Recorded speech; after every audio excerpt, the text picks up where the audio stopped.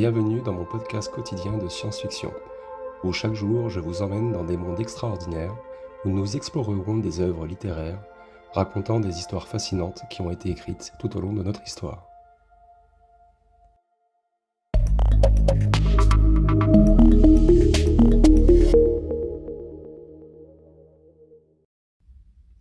Bonjour à toutes et bonjour à tous, très chères auditrices et très chers auditeurs.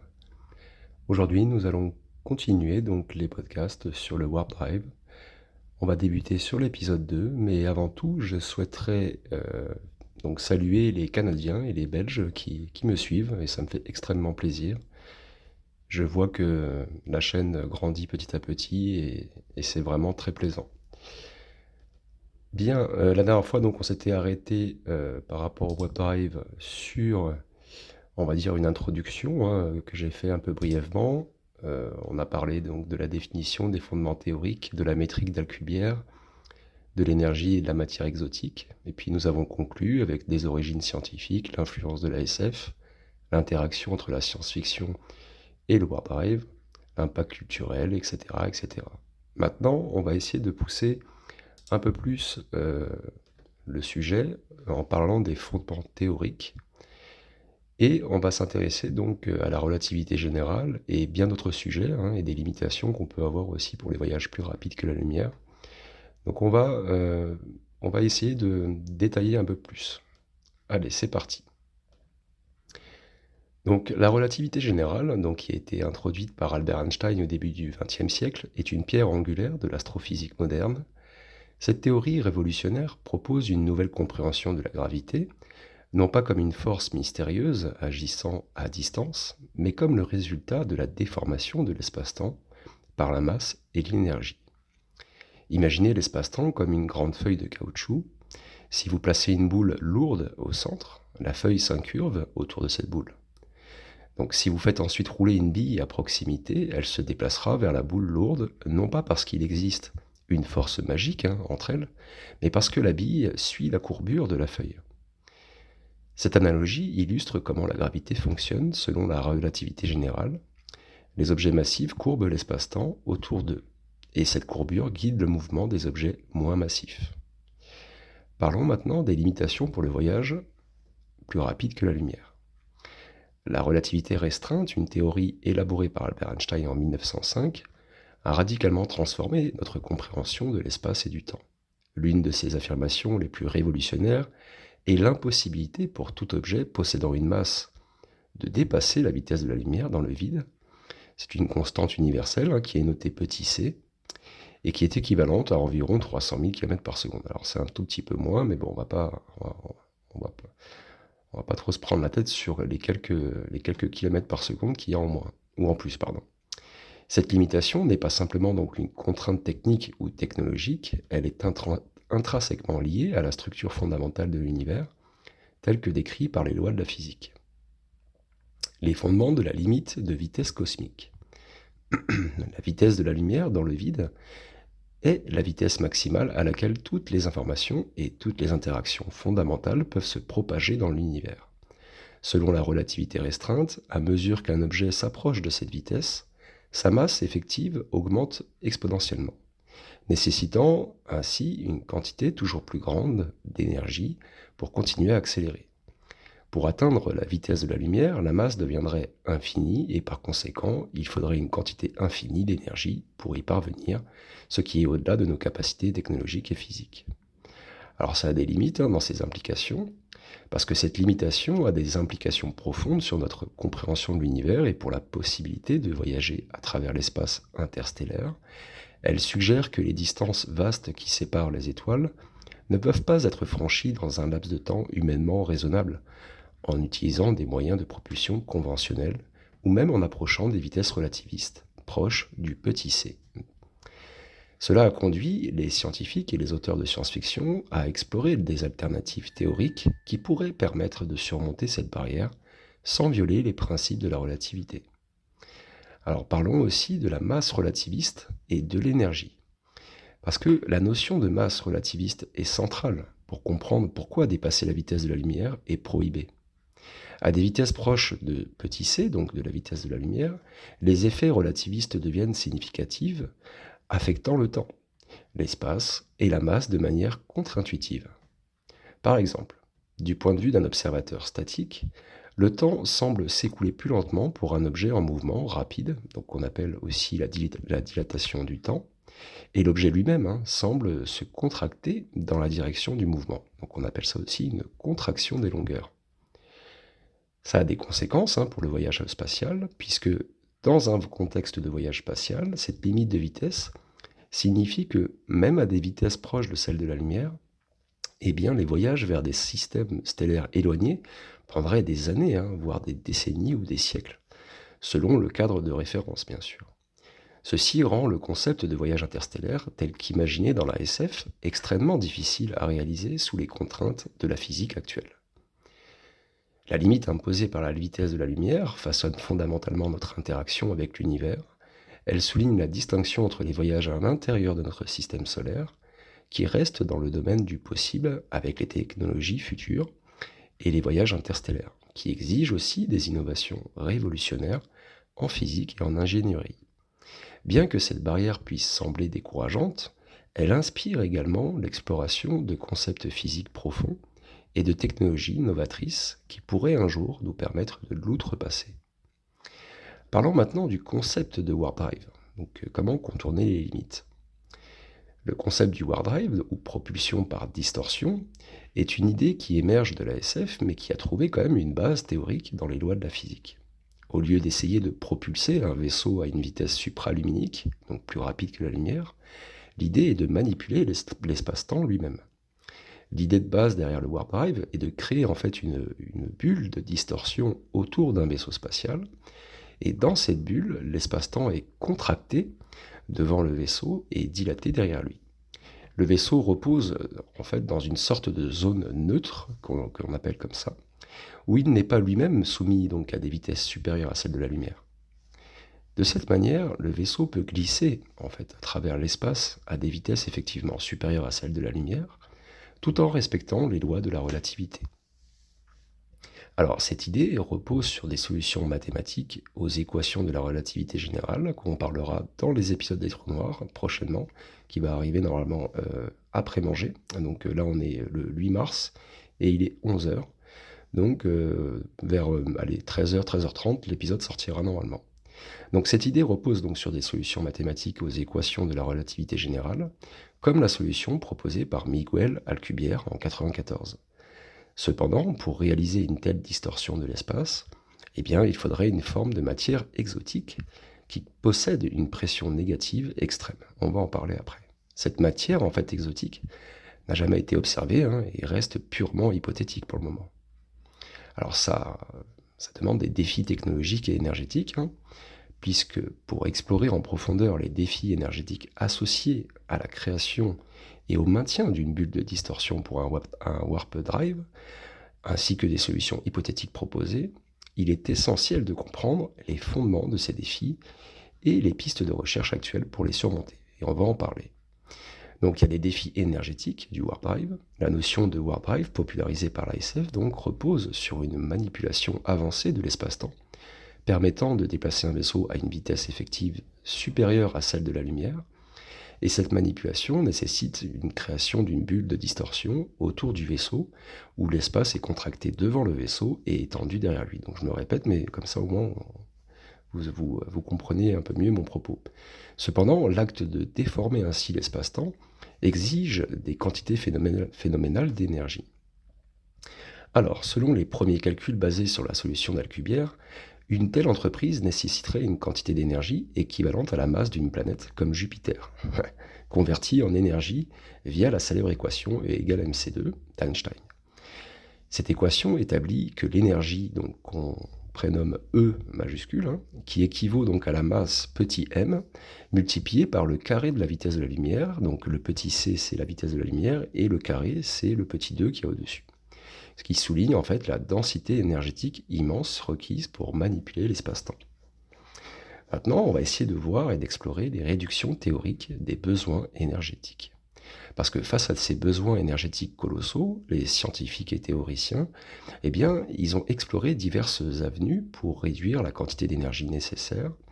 Et une avancée notable, en fait, a été proposée par des modifications des paramètres de la bulle de distorsion, comme par exemple ajuster sa forme ou la distribution de la matière exotique nécessaire à sa création. Ces ajustements pourraient, en théorie, diminuer considérablement les besoins énergétiques, les rendant potentiellement plus réalisables avec une technologie avancée future, qui n'existe pas encore, bien sûr, pour le moment. La quête de matière exotique, on va en parler aussi, puisque cette matière exotique a des propriétés telles que la densité d'énergie négative, et c'est un élément clé en fait dans la création d'une bulle de distorsion. Cependant, cette matière n'a pas été observée dans la nature et reste hypothétique, comme je l'ai déjà dit. La recherche en physique théorique ou en cosmologie quantique explore des conditions extrêmes de l'univers, comme les abords des trous noirs, que je parle aussi, ou les premiers instants du Big Bang.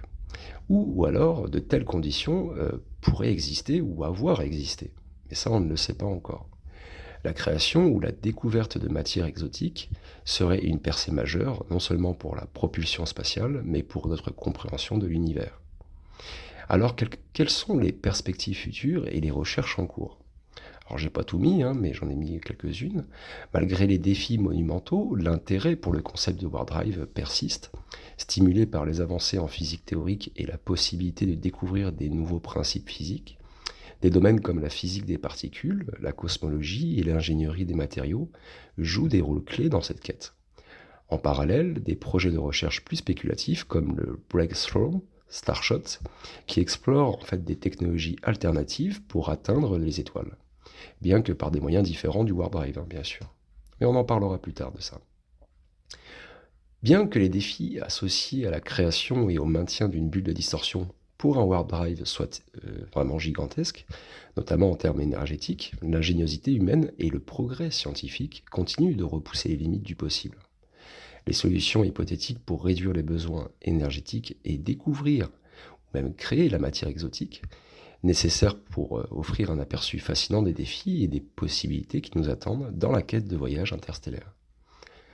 Bien que le concept de warp drive s'inscrive dans une logique permise par les lois de la physique théorique, les obstacles pratiques à sa réalisation sont vraiment immenses. Actuellement, il relève davantage de la SF que de la science, mais l'exploration continue de ces concepts, continue de ces concepts stimule la recherche en physique et peut un jour conduire à des découvertes qui rendent le voyage interstellaire une réalité. Alors on a des solutions hypothétiques pour surmonter ces limites, et on va explorer les solutions hypothétiques envisagées par les scientifiques et les théoriciens pour surmonter ces limites imposées par la relativité générale et qui permettent le voyage plus rapide que la lumière, ou du moins des formes de déplacement qui s'apparenteraient à cela dans leurs effets pratiques. On va parler de la matière exotique et des énergies négatives, vous allez voir, c'est super intéressant.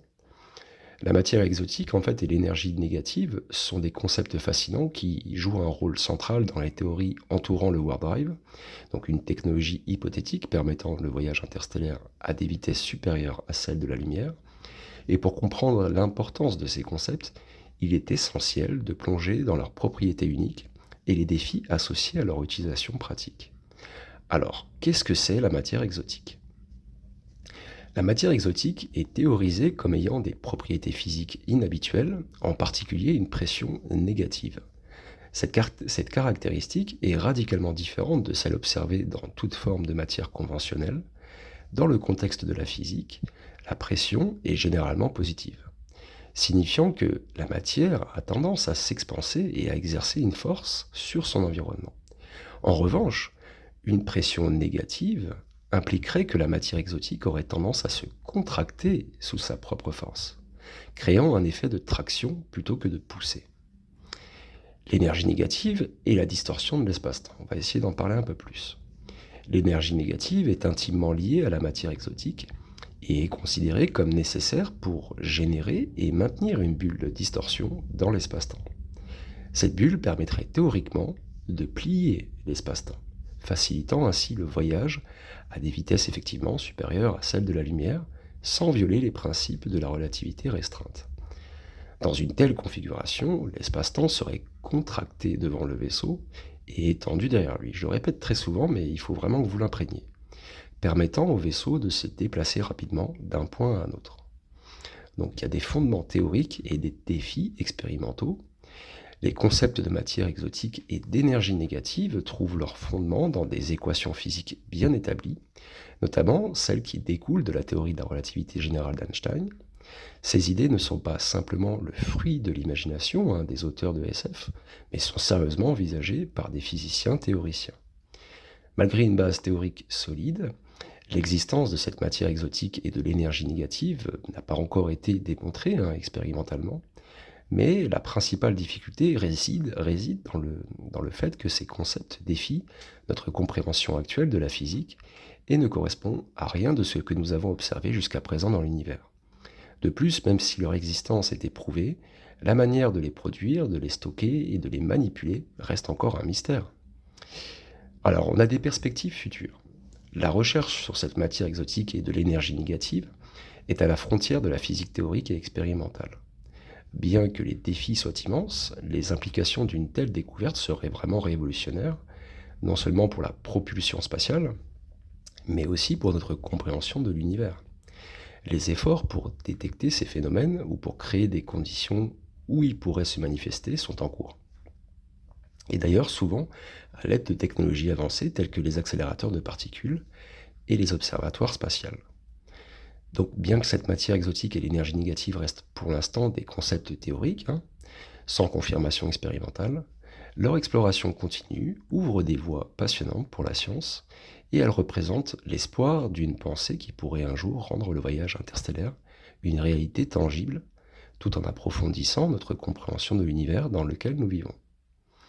On va parler aussi des trous de verre, qui est vraiment fascinant. Les trous de verre, également connus sous le nom de pont d'Einstein-Rosen, représentent une fascinante solution théorique et envisagée par la physique pour connecter deux points distants de l'univers. Imaginé pour la première fois dans les années 30 par Albert Einstein et son collègue Nathan Rosen, eh bien, ces passages hypothétiques offriraient un raccourci à travers l'espace-temps, permettant un voyage entre deux points de l'espace de manière presque instantanée. Cette section explore la théorie des trous de verre, que je vais vous expliquer, et leur potentiel pour le voyage interstellaire et les défis majeurs qui se dressent sur le chemin de leur réalisation pratique. Alors, on va parler des fondements théoriques des trous de verre. La théorie des trous de verre donc, prend racine dans les équations de la relativité générale d'Einstein, qui décrivent comment la masse et l'énergie courbent l'espace-temps. Les trous de verre seraient des structures topologiques de l'espace-temps permettant de connecter deux régions éloignées de l'univers. Dans une analogie simplifiée, imaginez l'espace-temps comme une feuille de papier. On va plier cette feuille jusqu'à ce que deux points se touchent et créent un raccourci. Et similaire à ce que serait, ça serait similaire à un trou de verre dans l'espace-temps tridimensionnel. Donc voyager à travers le temps, à travers les trous de verre. En gros, l'idée de voyager à travers un trou de verre est séduisante parce qu'elle offre une manière de contourner les limites de vitesse imposées par la lumière, qui permettent théoriquement de voyager entre des points distants de l'univers en un temps bien moindre que celui requis pour un voyage dans l'espace normal. Et cela ouvrirait des possibilités extraordinaires pour l'exploration spatiale, et même dans le domaine de la SF, et aussi pour le voyage dans le temps. Matière exotique et stabilisation. Toutefois, la création et surtout la stabilisation d'un trou de verre représenterait des défis colossaux. Selon les théories actuelles, maintenir l'ouverture d'un trou de verre nécessiterait de la matière exotique, qu'on a déjà parlé tout à l'heure, qui possède déjà une pression négative. Et cette exigence vient du besoin de contrebalancer l'attraction gravitationnelle massive qui, autrement, fermerait instantanément le trou de verre et le rendrait inutilisable pour le transport. Donc je ne sais pas si vous avez bien compris, mais cette matière exotique et l'énergie négative, bien que théoriquement possible, elles n'ont pas encore été observées ou créées en pratique. Mais on a des spéculations et des défis qui s'offrent à nous. La probabilité d'utiliser des trous de verre pour le transport de matière à grande échelle reste hautement spéculative pour le moment, mais ces défis ne sont pas uniquement technologiques ou énergétiques, mais touchent également à des questions fondamentales de la physique que nous ne comprenons pas encore entièrement. Par exemple, même si un trou de verre pouvait être stabilisé, des questions demeurent quant à la sécurité du passage à travers et aux effets potentiels sur les objets ou les êtres vivants qui voyagent à travers ce trou de verre, et puis aux implications pour les lois fondamentales de la physique, comme la causalité. On va conclure sur ces trous de verre vite fait, et on va revenir après sur les propulsions par distorsion sans matière exotique. Donc bien que les trous de verre offrent une perspective théoriquement séduisante pour surmonter les distances cosmiques, les obstacles à leur réalisation pratique sont immenses. Ils nécessitent non seulement des découvertes révolutionnaires en physique théorique et en technologie, mais posent également des questions profondes sur la nature de l'univers. Comme pour de nombreux concepts à la frontière de la science, les trous de verre stimulent notre imagination et notre quête de compréhension, même si leur utilisation pratique pour le voyage reste pour l'instant dans le domaine de la spéculation. Parlons maintenant des propulsions par distorsion sans matière exotique cette fois-ci. Il y a des avancées récentes dans le domaine de la physique théorique qui ont ouvert de nouvelles perspectives sur la réduction, voire l'élimination, de la nécessité de matière exotique pour la conception d'un warp drive. Cette évolution repose sur l'idée que, par des ajustements précis dans la géométrie de la bulle de distorsion qui entoure le vaisseau spatial, eh bien, il serait possible de diminuer de manière significative les exigences en matière d'énergie et de matière exotique. Et on va examiner ça en détail avec des recherches et des implications pour le concept de warp drive. Par exemple, la réduction des besoins en matière exotique. Donc cette proposition initiale d'un warp drive pour Miguel Alcubierre impliquerait une quantité considérable de matière exotique, un obstacle majeur donc à la réalisation pratique de cette technologie. Cependant, il y a des travaux théoriques ultérieurs qui ont suggéré qu'en modifiant la forme et la configuration de la bulle de distorsion, il serait théoriquement possible de réduire les quantités nécessaires de cette matière mystérieuse. Eh bien, il faudrait certainement aussi ajuster donc la géométrie de la bulle, parce qu'il y a des études récentes qui suggèrent qu'en peaufinant cette géométrie de cette fameuse bulle de distorsion, c'est-à-dire en ajustant sa forme et sa taille, et la manière dont elle se contracte et se dilate, et dont la manière dont elle contracte et dilate l'espace-temps, eh bien on pourrait minimiser les besoins énergétiques pour créer et maintenir le warp drive. Cela implique un travail délicat sur les équations de la relativité générale pour trouver en fait des configurations où la quantité d'énergie et de matière exotique requise est réduite à des niveaux plus accessibles. Donc on va vers des technologies futures, parce que bien que cette réduction des exigences ne rende pas immédiatement le warp drive réalisable avec nos technologies actuelles, elle ouvre la porte à une future faisabilité technique. Si les besoins en énergie et en matière exotique peuvent être ramenés à des niveaux technologiques avancés qui pourraient potentiellement générer, eh bien ce concept de warp drive passe de l'utopie scientifique à un projet sur lequel il pourrait vraiment valoir la peine de travailler sérieusement. Et donc ça demande des implications et des perspectives. Cette perspective modifie sensiblement le terrain de jeu en rendant l'idée du warp drive légèrement plus plausible dans le cadre d'une future physique et de futures technologies avancées. Et cela encourage en fait également les chercheurs à poursuivre leurs efforts dans l'exploration de la matière exotique, de l'énergie négative et des moyens de manipuler l'espace-temps de manière moins énergivore. On va conclure sur ce point-ci. Les recherches donc récentes sur cette réduction de quantité de matière exotique nécessaire pour un warp drive donc, soulignent l'importance de l'innovation continue en physique théorique. Et en explorant de nouvelles géométries pour cette bulle de distorsion et en cherchant des moyens de minimiser les exigences énergétiques, les scientifiques avancent lentement vers la possibilité de voyage interstellaire plus rapide que la lumière, bien qu'il y ait de nombreux obstacles qui demeurent. Ces avancées rendent le concept légèrement plus tangible, en fait, qui inspire et optimise, et qui nous rend optimistes sur les recherches à venir dans ce domaine passionnant.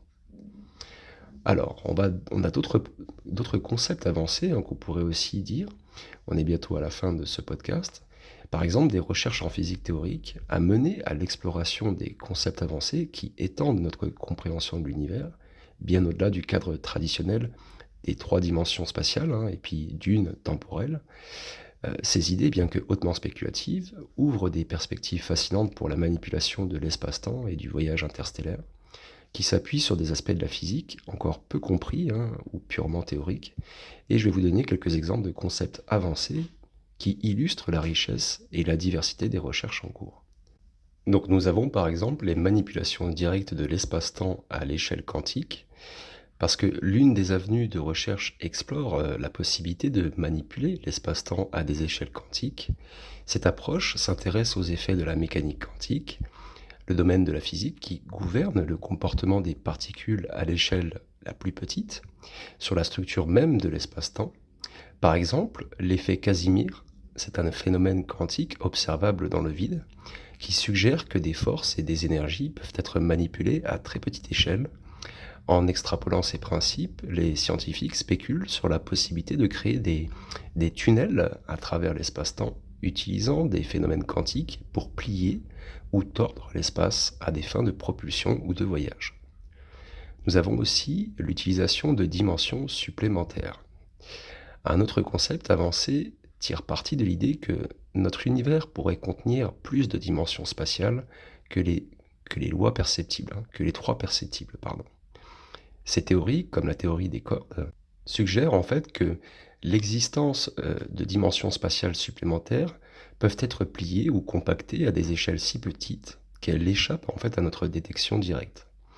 L'exploitation de ces dimensions supplémentaires pourrait théoriquement permettre des moyens de transport innovants, tels que des raccourcis, si vous préférez, à travers des dimensions supplémentaires, réduisant considérablement les distances à parcourir dans notre espace tridimensionnel habituel.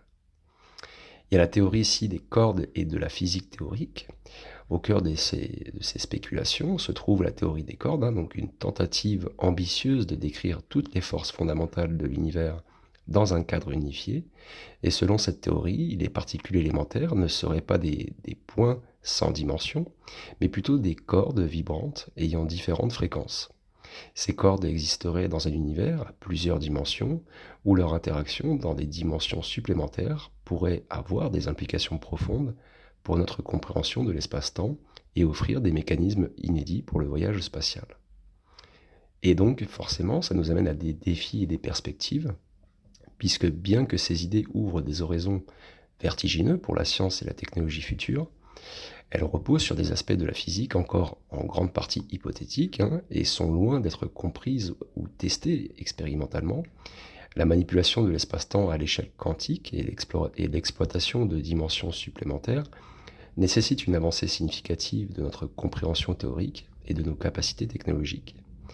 Donc ces concepts avancés illustrent l'audace et l'imagination des physiciens théoriciens dans leur quête pour comprendre l'univers à un niveau vraiment plus profond.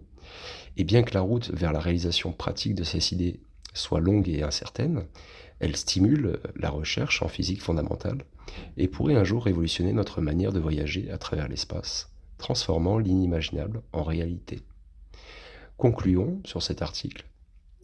Bien que ces solutions offrent des pistes fascinantes pour surmonter les limites du voyage spatial, telles que définies par la relativité générale, elles demeurent pour l'essentiel dans le domaine de la physique théorique.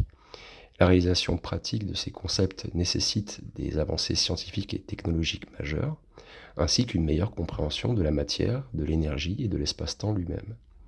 Pour l'instant, ces idées stimulent l'imagination et encouragent la recherche en physique fondamentale, tout en ouvrant des perspectives pour le futur de l'exploration spatiale. Vous avez vu, c'est super passionnant, c'est incroyable. On va continuer bien sûr par rapport à ces sujets-là. On parlera certainement dans la suite des épisodes de la métrique d'Alcubierre. Vous allez voir, on va faire une petite description mathématique simplifiée pour que tout le monde puisse comprendre. Et on essaiera d'expliquer aussi comment cela permet un voyage plus rapide que la lumière. Donc vous allez voir, c'est vraiment passionnant. Je vous dis de toute façon on va dire dans quelques minutes ou d'ici 10 minutes, un quart d'heure, l'épisode sortira sur l'équation d'Einstein. Vous allez voir, c'est très passionnant aussi. J'ai essayé de vulgariser au maximum cet épisode parce que quand je l'ai créé, en fait, la première fois, je me suis rendu compte que c'était beaucoup trop compliqué. Et déjà, même là, j'ai l'impression que ça me paraît déjà ça va perdre pas mal de gens, je pense, mais c'est pas grave, j'assume. J'ai créé l'épisode comme ça, je vous ai dit que ça allait être complexe, donc ça va l'être. Il va y avoir pas mal de choses à faire, pas mal de recherches de votre côté à faire pour vraiment comprendre tous les termes que je vais citer. Et malheureusement, je ne peux pas montrer en images et en vidéo tout ce que j'ai explicite en fait à la voix, puisque beaucoup de choses sont protégées par les droits d'auteur, et malheureusement, je ne peux pas les mettre sur YouTube. Voilà. En tout cas, prenez soin de vous, passez une très belle journée ou une très belle soirée. Prenez soin de vous. Ciao.